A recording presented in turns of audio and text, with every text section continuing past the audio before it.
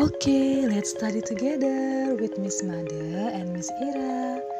Sekarang kita civic part 2 kebudayaan ya, karena yang kemarin itu masih part 1. Sekarang kelanjutannya.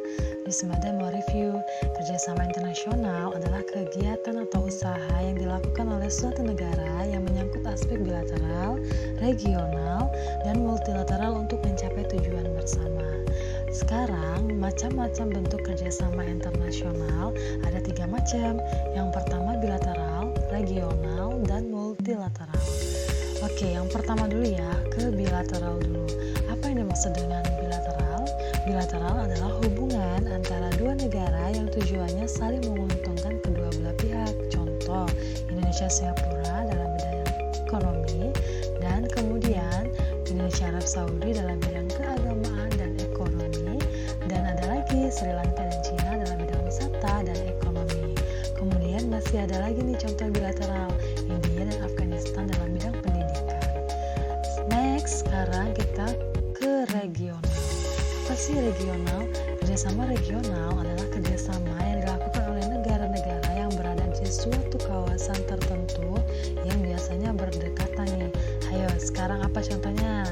Sebelum kita tahu contohnya, kita tahu dulu faktor pendorong kerjasama regional.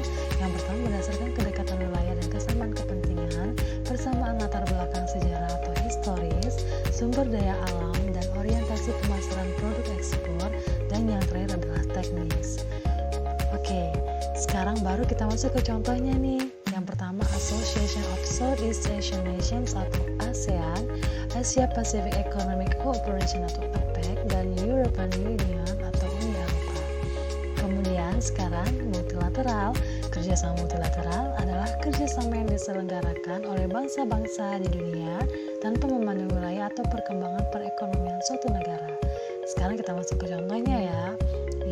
United Nations atau UN atau Persatuan Bangsa-Bangsa, World Trade Center Organization, dan World Bank atau Bank Dunia, dan yang terakhir Gerakan Non-Blok atau GNB. Sekarang misi tim kesenian Indonesia di luar negeri nih, dapat memperkenalkan kebudayaan Indonesia yang beraneka ragam kepada dunia internasional, kemudian meningkatkan kerjasama yang baik dengan luar negeri di bidang kesenian, dan meningkatkan kerukunan dengan bangsa lain. Selanjutnya, sikap terhadap pengaruh globalisasi yang terjadi di lingkungan sekitar. Yang pertama, menerima apabila sesuai dengan Pancasila dan UUD 1945, dan menolak apabila bertentangan. Okay, that's all. Thank you for your attention. Until next materi.